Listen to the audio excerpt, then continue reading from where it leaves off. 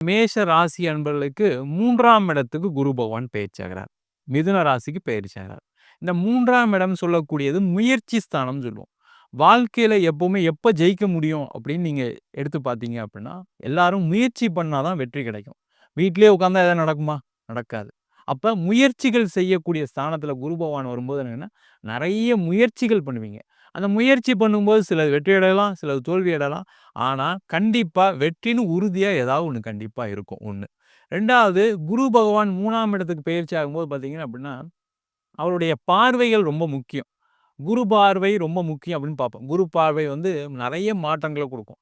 அப்ப குருவுடைய 5ஆம் இடத்து பார்வை மேஷ ராசி என்பதற்கு 7ஆம் இடத்துல விழுது. அப்ப அந்த 7ஆம் இடம் சொல்லக்கூடிய கலத்திரம், திருமணம் உறவுகள். அப்ப திருமணம் சார்ந்த பிரச்சனைகள் எல்லாமே முடிவுக்கு வரும். திருமணம் ஆகல, திருமணம் நடக்கப் போகுது. திருமணத்துல ஏதாவது பிரச்சனைகள் இருக்கு, குடும்ப வாழ்க்கையில ஏதாவது பிரச்சனைகள் இருக்கு. அதுக்கு ஒரு தீர்வ குடுப்பார். அது மட்டும் இல்ல குரு வந்து 9ஆம் பார்வையாக மேஷ ராசிக்கு 11ஆம் இடம் சொல்லக்கூடிய லாபஸ்தானத்த பார்க்கிறார். அப்ப அந்த லாபங்கள் ஒரு தொழில் பண்றாங்க, அவங்களுக்கு செய்யக்கூடிய விஷயத்துல லாபம் வரும். அதேமாரி ஒரு வேலை பார்க்குறாங்க, அவங்களுக்கு ஒரு இன்கிரிமெண்ட் வரும், அவங்களுக்கு ஒரு புரமோஷன் வரும். அதன் மூலமாக ஒரு லாபம் அடைவாங்க. அந்த மாரி ஒரு அமைப்ப மேஷ ராசி என்பவர்களுக்கு இந்த குரு பகவான் அடுத்த 1 வருஷத்துக்கு குடுக்கப் போறார்.